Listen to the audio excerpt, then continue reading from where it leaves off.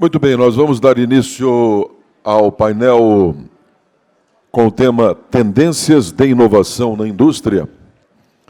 E para moderar este painel, nós temos a honra de convidar o Dr. Ademar José de Oliveira Paz Júnior, que é presidente da ACM, e nós temos a honra de convidar como painelista o senhor Armando Correia Lopes Júnior, ele que é da Siemens. O senhor Armando Correia Lopes Júnior é apaixonado por inovação e guiado pelo propósito de inspirar pessoas a transformar os mercados e organizações em que atua. Ele que é diretor das áreas de diagnóstico por imagem e digital service da Siemens Healthineers para a América Latina. Ele possui larga experiência em liderança e gestão, há mais de 25 anos, nos setores de saúde e telecomunicações, dentro e fora do Brasil, tendo sido responsável por projetos de transformação organizacional de governança corporativa, carve-out, integração de empresas, desenvolvimento de novos mercados e parcerias para a digitalização da saúde, construindo e mobilizando os times por meio de relações de confiança e agregando valor e sustentabilidade à cadeia. Ele é formado em Engenharia pela Politécnica USP, especialização em Administração pela Fundação Getúlio Vargas, SEAG, e MBA Executivo pela Fundação Dom Cabral. Também é conselheiro certificado pelo IBGC, eleito como 100 mais influentes da saúde da década pela Healthcare Management.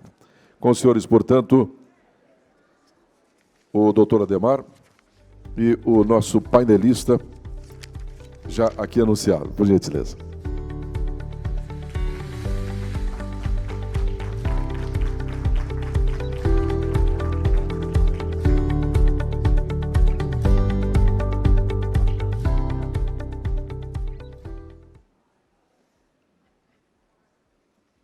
Certo. Olá, bom dia a todos. Ademar, muito obrigado pelo convite, é uma honra, é um prazer estar aqui. E, bom, gente, nós vamos bater um papo, né? Vou fazer uma apresentação aí de uns 20 e poucos minutos e depois a gente parte para a nossa conversa. Bom, basicamente a ideia é a gente falar sobre inovações na área de saúde e eu vou começar contando um pouquinho, onde que está o pointer aqui? Pronto.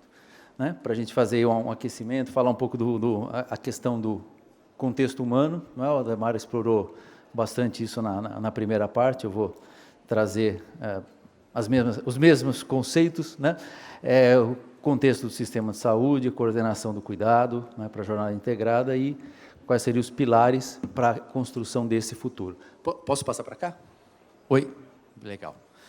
Bom, então, até ano passado eu mostrei essa mesma imagem, mas eu gosto muito dela para a gente começar a nossa conversa, que é o conceito, né, de longevidade. Hoje, ainda uma boa parte da nossa população vive esse ciclo aqui, onde, né, nascemos, ao longo da vida temos algumas enfermidades, ou muitas, depois uma fase de declínio e morremos. Uma parte, talvez menor, da população já consiga, por ter acesso a cuidados da saúde, por ter uma educação, oportunidade de ter uma educação para a saúde melhor, né, viver uma vida com uma quantidade menor de episódios de doença, em função da prevenção, em função da predição, mas ainda assim, uma fase de declínio, né, e até chegar à morte. O grande sonho, o grande objetivo, e nós temos sim, condições de alcançar esse objetivo, essa ambição, é o que se fala da longevidade, ou seja, uma vida bastante plena, com bastante qualidade de vida, com bastante saúde, né? E mais ao final, aí é inevitável, né? Uma fase muito mais curta de declínio e óbito. Bom, agora, isso também significa, do ponto de vista operacional, ou seja, de como que a gente traz, né, essa longevidade, ao invés desse ciclo, a gente ter ferramentas para que a qualidade de vida, a saúde, né, a disposição de cada um de nós se mantenha ao longo das distintas fases da vida. Inclusive, é muito interessante que tem 2 bonequinhos aqui com o chapeuzinho de formando, teremos a chance de viver 2, 3 ciclos completamente distintos, né, de educação, formação e de profissão, né? As coisas mudam tão rápido hoje em dia, e a gente vivendo mais, com certeza, a educação permanente, né, construir conhecimento e ter a chance de se aventurar em outras atividades, já que nós estamos falando em empreendedorismo, é um parque de diversões sem fim, por conta dessa oferta, né, da busca da longevidade. Bom, agora, o que isso significa? Como foi super bem já comentado e explorado. Uma população que deve chegar a 9,9 bilhões, ou 10 bilhões, vivendo mais, com outro nível de consciência, como a pandemia alavancou, também foi muito bem falado hoje, outro nível de consciência sobre o seu cuidado com a saúde, o que, por um lado, traz uma despesa, mas, por outro lado, vai trazer uma economia no sentido dos custos com o tratamento na sequência. Isso leva, né, esse é um dado do Medical Valley, daqui a pouco eu falo um pouco sobre o Medical Valley, vai levar, inevitavelmente, o que a gente já tem hoje, a um déficit de profissionais de saúde. O número aqui do Medical Valley fala em, até 2030, 18 milhões de profissionais de saúde faltando para poder atender a essa demanda. Bom, e como é que a gente responde a esse gap crescente? Com tecnologia. Aqui a gente está falando da questão do quanto que a capacidade computacional cresce, lei de Moore, etc., etc., mas eu vou querer muito mais explorar a conectividade, o 5G e tudo mais, mas eu vou querer muito mais explorar o que, de fato, a gente pode fazer, ou seja, o quanto que a tecnologia pode prover para o cidadão informações, como foi super bem apresentado aqui também, né, nesse aplicativo para paciente oncológico, coletar informações de forma automática, ou seja, o que a gente pode, com a tecnologia, né, prover para aliviar a carga de trabalho sobre o profissional de saúde e deixá-lo muito mais enfocado naquilo que é o trato humano, naquilo que é a decisão final sobre como proceder, mas toda a base de informação, como é que ela pode chegar já tratada, já trabalhada de forma muito mais ágil, harmonizada, estruturada e tudo mais. Bom, também foi feita uma pesquisa com alguns CEOs globalmente, né, que seriam os principais dores de cabeça, os principais pontos que tiram o sono, né, desses profissionais, a questão dos desafios financeiros, e a gente sabe muito bem, né, no Brasil, a compressão que a gente tem, né, entre a disponibilidade de recursos e a demanda por uso desses recursos, a questão da infraestrutura, acesso à saúde, somos 203, 205 milhões de pessoas, falta de pessoal, que a gente já falou, questões governamentais e gestão de saúde populacional. Eu vejo gestão de saúde populacional como uma das grandes ferramentas para que se possa ter um controle, uma otimização dos recursos disponíveis para a saúde. Porque aí a gente vai apontar quem precisa do quê e quando. Deveria mudar.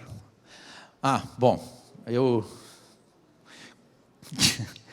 criei esta metáfora para a gente poder falar um pouquinho sobre a importância da jornada do paciente, a importância da gente ter essa coordenação do cuidado e a jornada integrada. Então, vocês vamos fazer uma viagem aqui astronômica. Bom, a metáfora aqui vem, esse aqui é o nosso planeta Terra, a gente tem aqui a crosta, tem aqui o centro, e aqui tem o magma. Bom, o que isso tem a ver com a jornada do paciente? Vamos chegar lá, prometo. Se a gente olhar ou imaginar, né, as nossas placas tectônicas como sendo os distintos atores que nós temos hoje no sistema de saúde. Nós temos as fontes pagadoras, nós temos o governo, nós temos os prestadores de serviços, nós temos a indústria, e, obviamente, nós temos o paciente. como é que nós descrevemos esse sistema? Fragmentado, não integrado, cheio de atritos, cheios de conflitos, etc. Não é muito diferente aqui, nós temos terremoto, nós temos vulcão, né? Nós temos choques entre essas distintas... choques entre esses distintos atores e choques entre essas distintas placas. Muito bem. E nós temos provedores de soluções. No caso, nós aqui como indústria, né? Um monte de soluções legais. No meu caso, que sou engenheiro, fico empolgadíssimo em ver um monte, né, das belezas tecnológicas e tal. Agora, a gente como indústria procurou estudar nos últimos 10 anos e aprender muito bem essas relações e esses conflitos, né, e essas dificuldades de você ter uma harmonização. Qual é a peça que a gente entende que está faltando entre as soluções maravilhosas que a gente entende que resolvem ou podem resolver os problemas e a vida real que está acontecendo aqui em cima? É justamente essa camada da jornada de tratamento, da jornada do paciente. Ou seja, quanto mais a gente conseguir que estas soluções sejam entendidas no benefício que traz para cada etapa, mais a gente consegue harmonizar, estabilizar esse magma aqui e potencialmente ajudar a que tenha menos terremotos e vulcões na capa de cima. É aprender exaustivamente essa jornada, para nós da indústria, como que o que a gente tem na prateleira serve, o que a gente tem que mudar na prateleira para que sirva ainda melhor, e poder ter um diálogo bastante transparente e homogêneo de como que essa estabilização vai dar melhores condições, né, para que haja uma economia de recursos, uma melhor utilização de recursos, uma diminuição dos conflitos, uma melhora na qualidade do atendimento ao paciente, mais informação disponível, etc. Espero ter chegado lá nessa minha... né? Bom, e aqui então estamos colocando, né, o processo, a jornada do paciente suporta, né, apoia essa outra camada, e por aí vamos. Melhorando aqui, né, deveríamos ajudar muito, muito, muito a melhorar a capa de cima. Bom, agora o que significa, né, a jornada integrada?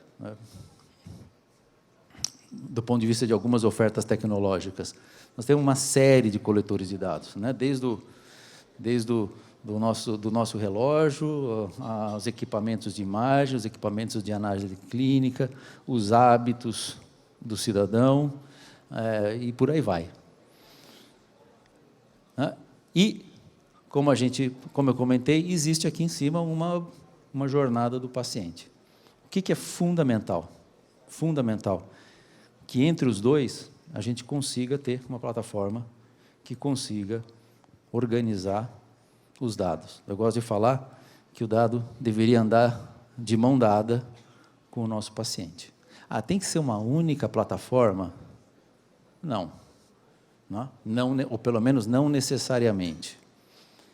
Agora, as distintas plataformas precisam, de alguma forma, né, e aí falamos de interoperabilidade e tal, elas precisam conversar, né, para evitar redundância, para evitar a duplicidade, para evitar que a informação se perca no meio do caminho.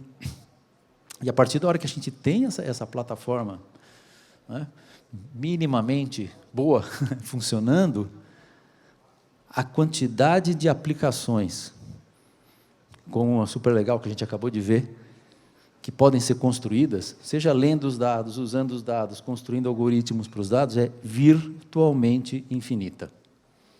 Porque aí as aplicações nós vamos estar conectando com as dores do dia a dia. As dificuldades de ter profissionais de saúde que estão escassos, ligando para os pacientes oncológicos para saber, né, o que está acontecendo no tratamento deles. Não, a gente inverte a lógica, né, foi super bem apresentado agora há pouco, inverte a lógica, eles mandam informação, agora essa informação precisa estar em algum lugar adequadamente disponível para que ela possa ser lida e utilizada em outras instâncias, conforme o paciente vai caminhando na história dele. Ok? Faz sentido? Bom, no caso nosso da Siemens, da Healthineers, a gente fala muito nesse triângulo, ou seja, tratamento de precisão, qual tipo de tratamento, quando, por quê, para quem, não? Gêmeo digital, quanto mais conseguirmos replicar cada um de nós no ambiente digital, tanto melhor poderemos simular distintas alternativas de cuidado antes de executar o cuidado, o que, portanto, é uma tremenda economia, né? Porque nós vamos primeiro testar hipóteses, né, num ambiente digital, né, com toda a informação a respeito do cidadão no sistema, o máximo possível não, o que for relevante para tal, o máximo possível já é desperdício, certo? O que for relevante para tal, para poder tomar decisões. E, sem dúvida, como, né, eu venho defendendo nos últimos slides, claramente ter estruturas digitais que suportem isso. Mas sempre a estrutura digital, embora eu seja engenheiro, não pela beleza do digital, mas pelo uso, né, efetivo e a necessidade efetiva da jornada do paciente. Bom, aqui é só um exemplo, e eu adoraria percorrer todo, mas vamos só. Toda uma jornada. Então, você ter, né, esse gêmeo digital, onde se coleta distintas informações, em cima dessas informações, uma avaliação clara do risco daquela pessoa, o meu risco, diferente do Ademar, diferente do Dr. Jurandir, né, diferente de cada um de nós, ou seja, qual é o tipo de cuidado que eu preciso ter, seja pela minha característica genética, pela minha carga genética, pelos meus hábitos, pela minha profissão, etc. e tal. Bom, isso aqui segue com sensores, né, de vida diária que possam alimentar e continuar monitorando. Cada consulta médica vai estar extremamente vinculada a esse volume de informações disponíveis, né? Todos os dados, isso é importante, todos os dados relevantes, para a gente não entrar na paixonite, né, de ter o máximo possível de dados, como eu aqui também acabei usando o termo, ou seja, não perder o que for significativo. Aí agora que sim, tratamento personalizado e o monitoramento. Toda essa jornada devidamente é onde a gente tem as melhores condições de fazer, né, uma otimização de recurso, com o mesmo recurso, poder atender mais gente, podendo atender mais gente, ampliamos o acesso. E eu acho que foram meus 20 minutos. Obrigado, pessoal.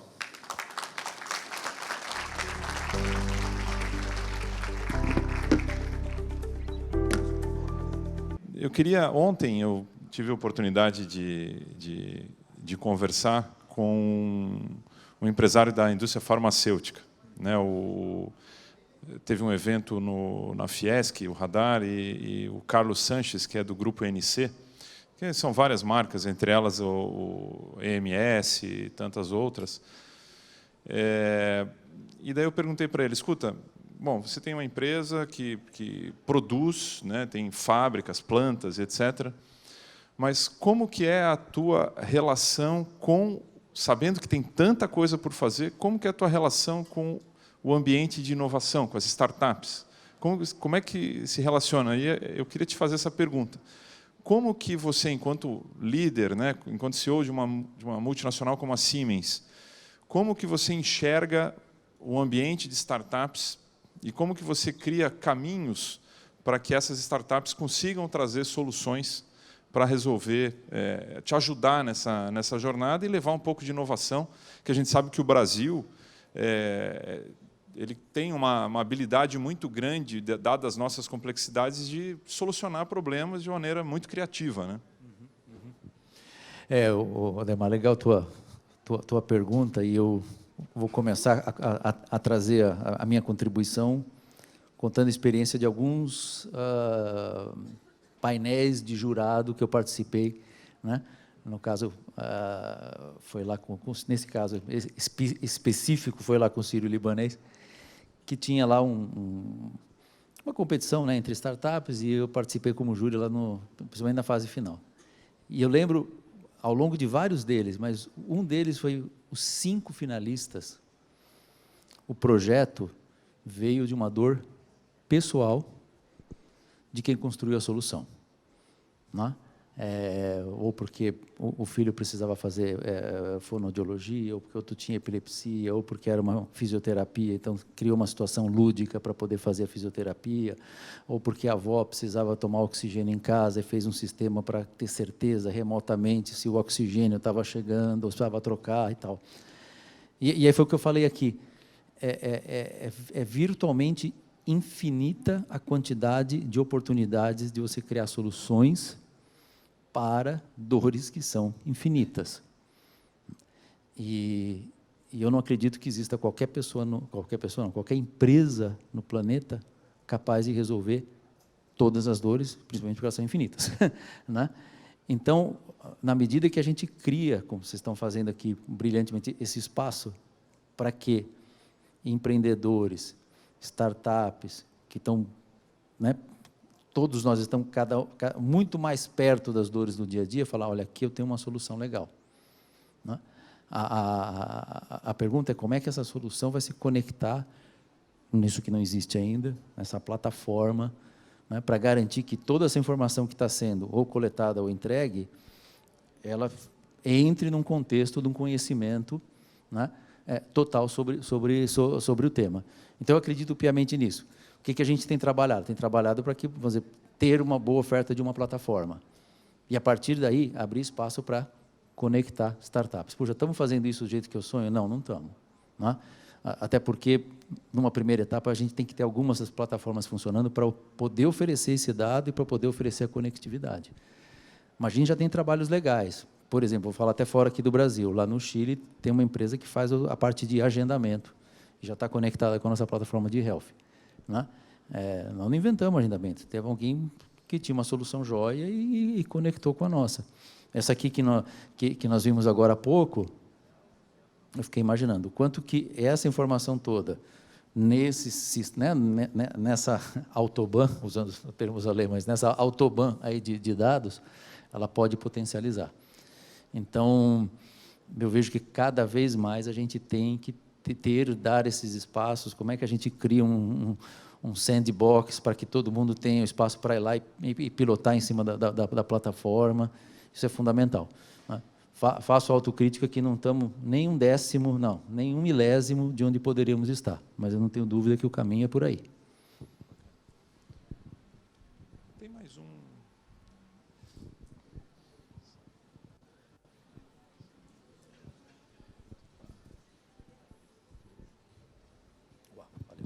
Pessoal, eu vou fazer algumas perguntas, depois queria abrir para os participantes, para o pessoal das startups, para fazer perguntas também. Então, só levantar a mão e pedir a palavra, que daí a gente vai abrir. Bom, eu queria trazer uma questão. No setor de saúde do Brasil, ele é extremamente fragmentado, né? Mas a gente tem várias ilhas de excelência, né? A gente tem hospitais de excelência, indústrias de excelência, nós temos operadoras de plano de saúde, que são núcleos de excelência, nós temos empresas que consomem plano de saúde e fazem uma gestão daquele benefício com muita excelência. Então, é como se fosse em várias ilhas, é como se a saúde fosse um arquipélago, mas para você ir de uma ilha para outra, o mar é absolutamente bravio, inóspito, impossível de navegar adequadamente, né? E a gente está vendo hoje, dentro daquele conceito de policrises, mas a gente está vendo uma crise de financiamento hoje muito importante nos planos de saúde, que estão afetando toda a cadeia, né? A empresa não está conseguindo crédito adequado para a sua operação normal. Você está na indústria, você sabe que o dinheiro está mais caro no Brasil, né? Isso está refletindo na capacidade dele de cumprir com o financiamento do benefício de plano de saúde. Aí a operadora está com menos recursos, não consegue repassar para o hospital, né? Aí o hospital também não consegue crescer. Eu vou dar um exemplo. Aqui em Florianópolis, a gente teve assim, os primeiros operadores de plano de saúde, cooperativa, por exemplo, começou na década de 70. Até o ano 2000, aqui em Florianópolis, se internava em hospital público, né? Uma Santa Casa, que era o hospital de caridade, e alguns hospitais públicos da cidade. Quando o Ministério Público proibiu de fazer essa internação, os custos explodiram, né? Ficou mais, né? Começaram a investir. Alguns empreendedores, mesmo na crise, acreditaram e heroicamente, eu falo heroicamente porque investir no Brasil ali naquele início, final dos anos 90, início dos anos 2000, era uma incógnita muito grande. Conseguiram investir. E logo em seguida, a nossa principal operadora entrou em crise ali em 2014, 2013, entrou em crise. Então a gente não teve quase, a cidade teve pouco tempo para se desenvolver economicamente diante de um cenário tão negativo. E mesmo assim, algumas, por serem ilhas de excelência, alguns serviços cresceram e se desenvolveram. Hoje a gente está vivendo uma crise semelhante, né? Como é que você está vendo essa crise e o reflexo disso na indústria? E como que você vê isso que para o Brasil, enquanto país que quer ter uma independência tecnológica, que quer ser um gerador de conhecimento, que não quer ficar só como um produtor de tecnologias que chegam de fora, como é que você vê isso afetando? E qual que é a tua visão do cenário e as tendências disso que a gente está vivendo hoje? Sim, sim. Pois é, assim, eu gostei daquele slide que você colocou, em que a discussão era exatamente a mesma 10 ou 15 anos atrás, né? Eu vejo que nós estamos discutindo as mesmas coisas. Também vejo, aí posso falar pelo plano de saúde que eu tenho para minha mãe, né? No caso, foi repassado, né? E algumas pessoas falam, bom, vamos ter que bancar, né? Outras pessoas falam, nós vamos mudar o padrão do plano, né? Ou seja, enquanto a ponta ainda conseguir segurar um pouquinho, talvez a gente ainda vai continuar andando, dando voltas pelo problema, né? E eu também acredito exatamente no que você falou. Eu acho que a solução não vai ser uma solução pumba, vamos fazer tudo de uma vez. Eu acho que são essas ilhas de excelência, e muitas delas estão preocupadas com a questão de acesso, ou seja, bom, eu estou fazendo isso aqui muito bem para um público privado, mas como é que eu posso levar essas práticas também para o sistema público? Então, eu acredito muito, e é como a gente faz transformação dentro da nossa empresa. A gente não, né, hoje a gente tem, na América Latina, mais de 2.000 pessoas na Health News como um todo. Nós não vamos mudar, seja para qual direção que a gente queira, nós não vamos mudar as 2.000 pessoas, né, na sua forma de agir, trabalhar e pensar de uma vez. É muito traumático, é impossível. Agora, se você tiver, eu gosto de falar, alguns pequenos, grandes pontos luminosos, que até estava conversando sobre isso com o Sérgio, né? Que deem o exemplo de como funciona fazer diferente, aí você começa positivamente a contaminar positivamente o redor. E aí você começa a fazer a transformação. Então, eu acredito muito na transformação que vem de pequenos grupos ou pessoas que acreditam, provam a tese e vão transformando. E um bom ponto de partida é o que você falou, são as ilhas de excelência. E aí a pergunta que eu faço é como é que a gente consegue conectá-las, porque a gente tem uma ilha de excelência num determinado tipo de prestação e atendimento, mas como é que isso se conecta, por exemplo, com a própria fonte pagadora? Porque um dos dramas dessa fragmentação é que o investimento que às vezes você precisa fazer neste ponto da jornada, quem tem que fazer esse investimento não é quem vai conseguir coletar o benefício, né? Embora o benefício venha para o cidadão, venha para a sociedade e tal, mas pensando na lógica econômica, você faz aqui, mas e aí você não consegue justificar, você não consegue fazer esse investimento. Então, essa integração, se você pegar alguns pontos luminosos de cada uma das etapas, e eles conseguirem integrar e mostrar esse benefício ao longo da cadeia, aí a gente começa a criar essa replicação positiva. do ponto de vista de também a gente ser, que foi outra parte da tua colocação, a tua pergunta, da gente ser um polo exportador de conhecimento, eu acredito que, dentro dessa lógica do software, da inteligência artificial, nosso país tem enormes oportunidades. Primeiro porque o investimento vou dizer que é pequeno, mas é relativamente menor do que para construir uma ressonância nova, né? Uma ressonância, o payback dela é de décadas. O software não, você consegue mensurar numa janela, num volume relativamente menor. E, de novo, uma grande parte das soluções muito vinculadas com dores imediatas e reais do dia a dia. Então, a gente estimular esse empreendedorismo, como vocês têm feito, pode nos colocar numa vanguarda. A gente tem um exemplo dentro de casa. Eu já falei várias vezes, falei assim, lá veio o Armando de novo com essa história, mas o exemplo é legal, então eu vou ficar usando, não tem jeito. Que é uma solução que a gente criou aqui, em 2015, para a gente pilotar as ressonâncias magnéticas remotamente. Foi feita aqui, né? Foi pilotado dentro de um cliente nosso, com o pessoal da CERT, e virou produto global. Hoje tem na Alemanha, tem no Japão, nos Estados Unidos, quer dizer, foi um negócio que nós inventamos aqui e foi para fora. O que a gente está fazendo hoje, com relação ao tema de plataformas, hoje está sendo muito reconhecido pelo pessoal lá fora.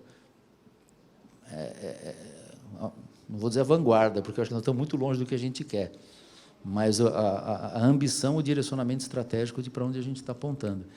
Então, eu vejo que, do ponto de vista de construir conhecimento, a gente tem muita chance no que diz respeito a tudo que a gente tem dito aqui de AI, de integração de dados e de plataformas.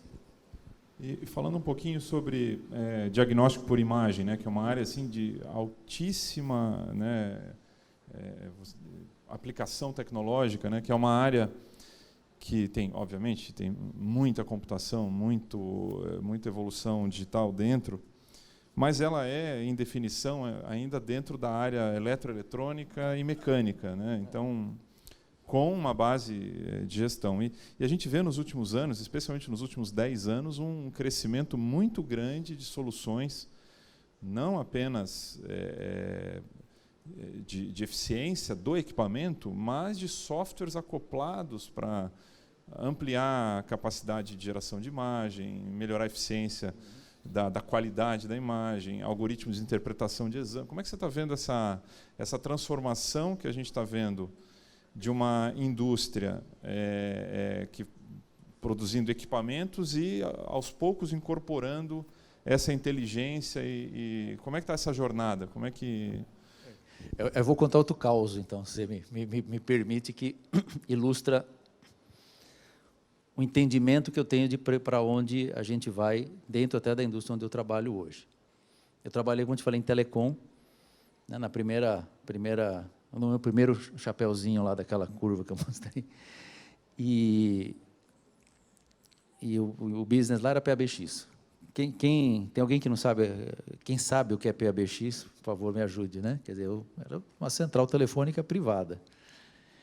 E quando eu fui trabalhar na Alemanha, eu fui trabalhar num projeto que era o primeiro PABX, que uma parte do preço dele ia ser software. Até então era só a caixa, os telefones, tal, 30% do preço ia ser as licenças de software. Ah, legal. Tá. Aí voltei e fomos fazer a introdução do produto aqui no Brasil.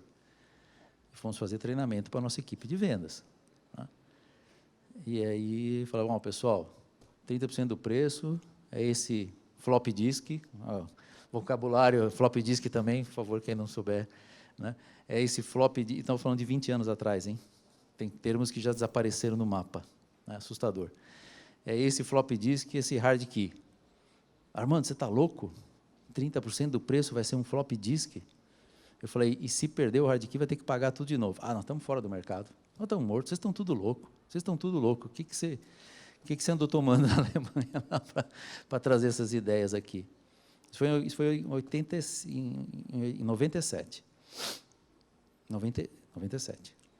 Aí eu falei, pessoal, vocês já pararam para pensar que talvez daqui 10 anos, tudo que a gente vende virou um software que roda em rede local? E é isso hoje, que é o Voz sobre IP. né, que é o Teams, o Zoom e tudo mais. Acabou o business. Todo o valor saiu do hardware e foi para o software que estava... Hoje em dia, a gente quer botar tudo na nuvem, né, numa rede local. Então, os equipamentos de imagem, eles continuarão sendo importantes coletores de dados. E aí o software vai ter dois papéis. Fazer com que, como você, por exemplo, entendeu? Fazer com que essa coleta de dados seja cada vez mais eficiente, mais rápida, porque quanto mais rápido você fizer o exame, maior o conforto para o paciente e maior a produtividade da máquina, ou seja, você reduz o custo por exame. Então, embarcar tecnologia, inteligência artificial, tem um montão de coisas dentro do equipamento para torná-la mais eficiente, melhorar a qualidade de imagem com um hardware até mais simples, né? Depois eu posso fazer uns pitches de vendas de algumas máquinas, né? Certo, doutor Jandir, que com meio Tesla tem qualidade de imagem de 1,5, né? Justamente pela inteligência do software de pegar a informação no momento que precisa, não interpolação. Então, você embarca tudo isso lá dentro. Agora, a outra parte super relevante é, uma vez que você coletou essa informação, coletou esse dado, qual é a forma inteligente de você usá-la? E aí você joga o valor para a nuvem. Como é que a gente pode fazer uma tomografia, com a imagem da tomografia, você já aplicar um algoritmo e já ter o planejamento de tratamento de radioterapia com acelerador linear pronto, que hoje pode leva 2 semanas para você fazer, você poderia trazer isso para 2 dias ou 2 horas. Aí nós vamos ter outra discussão. Precisa ser aprovado o tratamento em 2 horas, porque não adianta nada eu ter o tratamento preparado em 2 horas se levar mesmo as 2 semanas para aprovar. Aí a gente volta para a discussão de ter essa integração, ter essa informação e conseguir fazer o dado e andar, né, na mesma velocidade que o processo. Então, é aí as 2 pernas. Não adianta deixar o prédio cor-de-rosa e não conseguir marcar a mamografia, né? Isso aí a gente vê todo dia, né? Exatamente. O palácio de não sei o que é cor-de-rosa, mas a senhora que precisa de mamografia não consegue marcar. Mas eu queria puxar um pouco, porque eu acho que esse é o cerne das próximas discussões, dos próximos anos que a gente vai discutir, é justamente essa migração do que era, né, de aquisição para o que é, né, processamento e resultado, desfecho e etc. Eu estava, há 2 semanas, eu fui no Congresso Brasileiro de Cardiologia, né? Foi em Porto Alegre, um dos maiores congressos do Brasil, uma grande especialidade, consome muita energia e muito equipamento, muita tecnologia, etc. Mas o que a gente estava discutindo lá, no painel que eu participei, que era um painel de inovação, era justamente algumas mudanças também na forma de consumir exames complementares. Por exemplo, a lógica hoje do consumo do exame complementar, pelo menos na maior parte do mundo ocidental, da medicina ocidental, que é a que eu conheço, porque eu não tenho experiência com medicina oriental, mas o que a gente faz? O paciente tem uma dúvida, né, que pode partir de um sintoma, ou de uma consulta ao celular, né, porque esse é um detalhe super interessante até. O padrão de consumo das pessoas mudou muito com o telefone celular. As pessoas estão mais atentas, estão consumindo mais informação sobre saúde, isso está gerando mais dúvida, está gerando mais consumo de saúde. Se está certo ou se está errado esse consumo é outra discussão. Mas as pessoas estão mais atentas, olhando mais, vendo mais, elas já chegam no consultório, você vai fazer um ultrassom, a pessoa já pergunta se, doutor, mas essa suspeita não é melhor uma ressonância? Porque ele já leu na internet, ele já foi atrás de informação. Se a curadoria foi boa ou não, é outra discussão. Mas ele está fazendo isso e a tendência é aumentar, né? Mas a gente estava discutindo lá essa questão, a jornada do paciente. Então ele tem uma dúvida, um sintoma ou uma dúvida, procura um médico. O médico avalia, solicita um exame. Aí ele faz o exame, pega o resultado, traz de volta para o médico. e, a partir disso, é dada uma conduta.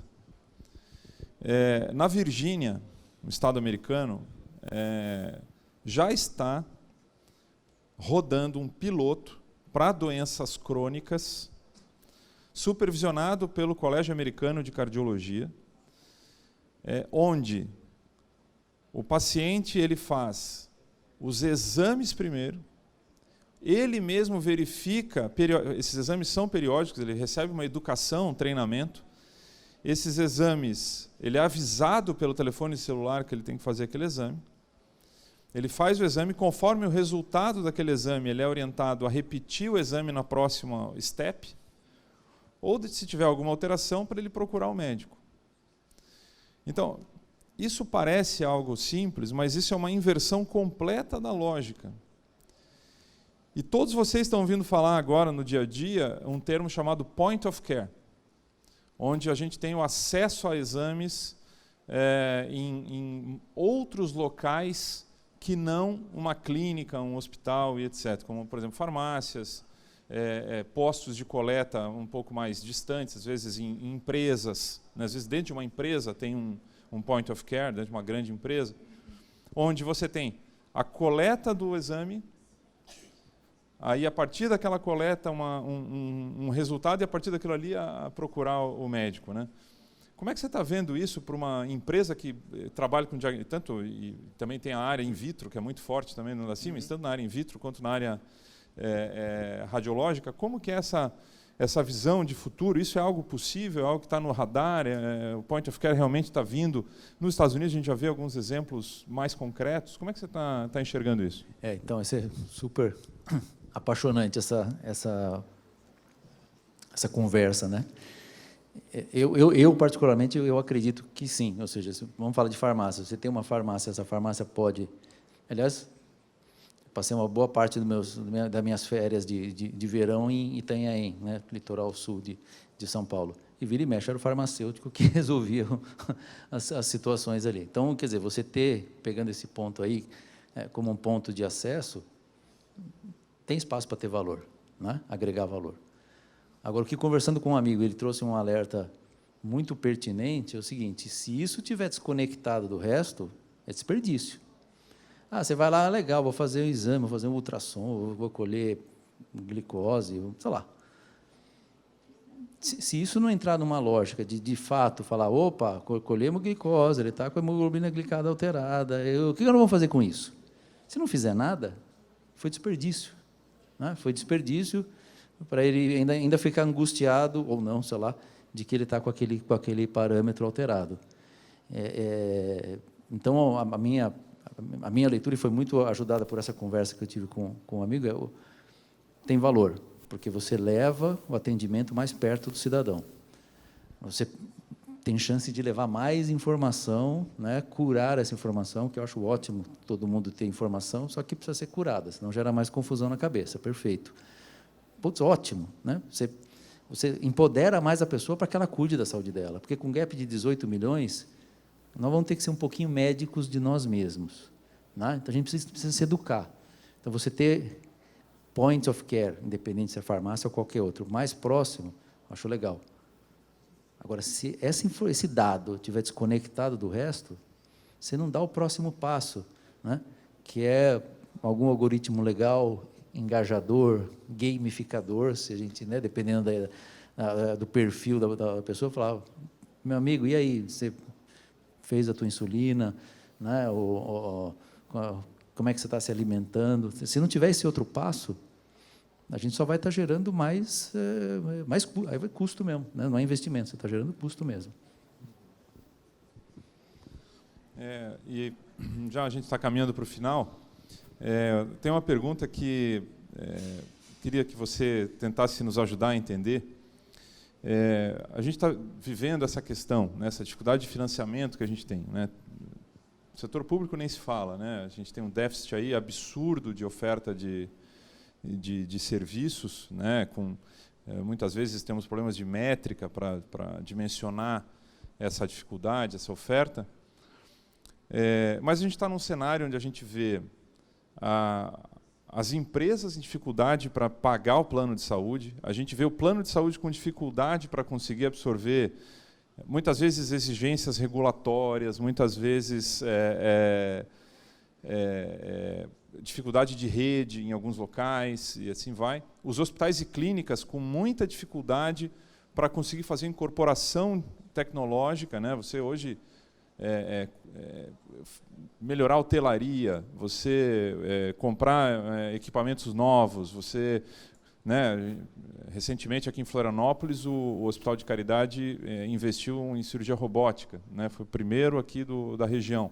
Mas é uma dificuldade enorme você fazer um investimento como esse, né?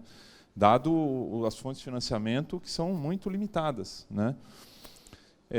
Você tem dificuldade em diversos serviços para você contratar pessoas qualificadas e manter a educação continuada.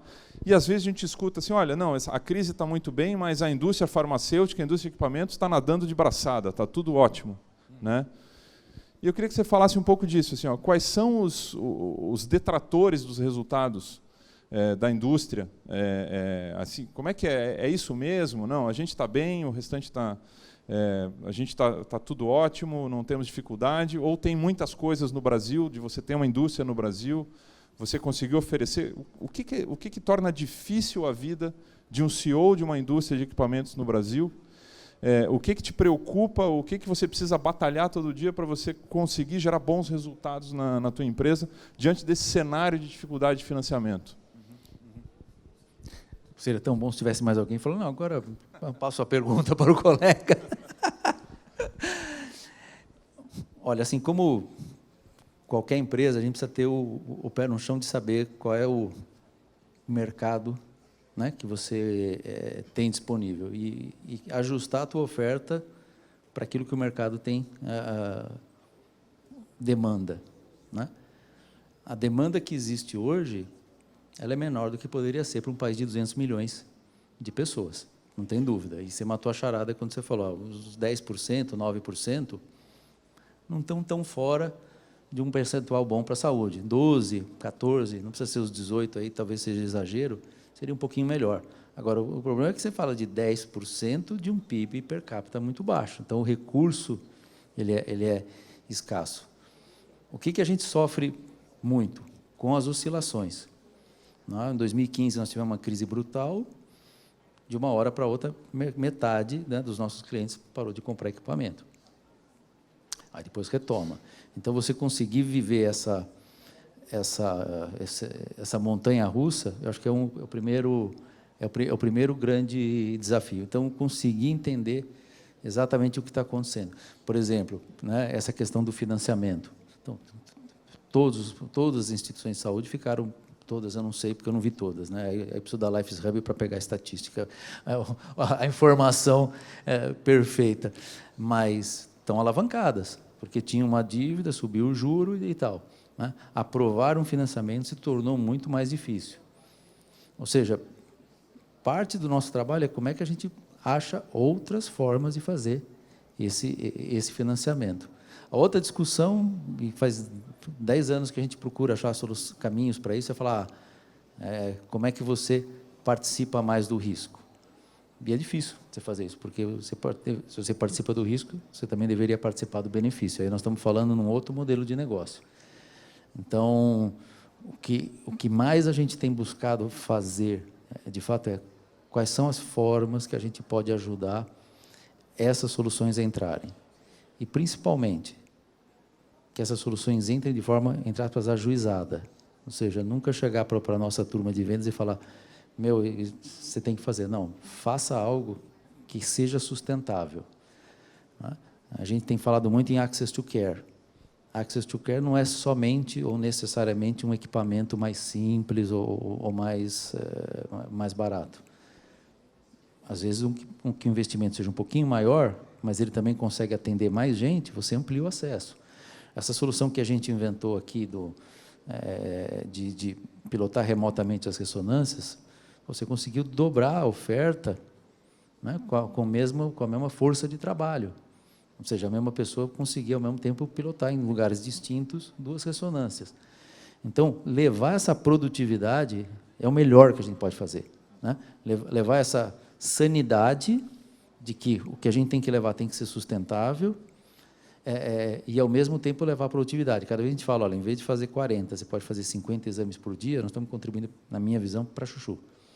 Na hora que a gente defende, como eu tenho defendido bastante em todas as oportunidades, a questão de você ter uma interoperabilidade, uma integração de dados, a gente está contribuindo para a redução do desperdício e para a geração desse conhecimento inteligente, né? De vamos tratar cada pessoa, ou minimamente cada grupo de pessoas, conforme o perfil e a necessidade deles.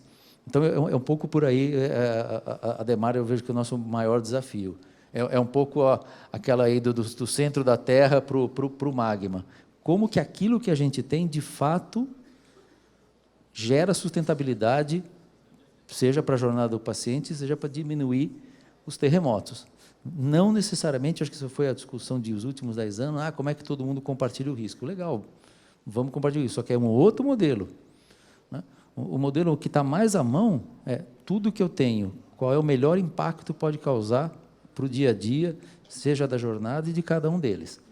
Esse é o melhor. É o long hanging fruit, né? É o que está mais à mão da gente fazer.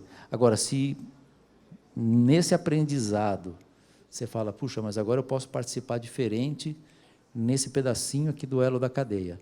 Pô, vamos fazer um bom experimento aqui. Vamos aprender. Se isso funcionar, vai, de novo, positivamente contaminar o resto. Aí é legal. Perfeito. Gente, a gente vai encerrando por aqui. Eu acho que foi uma conversa muito boa. A gente consegue ter uma visão assim de tendência mesmo, para onde que a gente está indo. E a indústria, ela é um motor de desenvolvimento tecnológico, né? Porque não sei se você compartilha com essa ideia, né? Muitas vezes a academia, a startup, ela é muito boa na ideia, ela é muito boa às vezes para fazer os primeiros passos da jornada, mas ela sempre precisa de uma grande empresa ou de uma estrutura mais robusta para poder escalar, para poder ter um acesso ao mercado mais longo, né? E eu imagino que você também veja isso no dia a dia da tua empresa, né? Então, quero te agradecer. Abrir para você só dar tua mensagem final aí para a gente. Bom, mais do que tudo, eu queria te agradecer a todos aí pela oportunidade de estar batendo esse papo, compartilhando o nosso ponto de vista, e estou à disposição aí para a gente continuar ao longo do dia prosa. Super obrigado, né, por esse momento aí. A gente precisa muito disso, né, para construir essa consciência e depois executar. Tá? Obrigado. Nosso agradecimento ao Dr. Armando Correia, ao Dr. Ademar,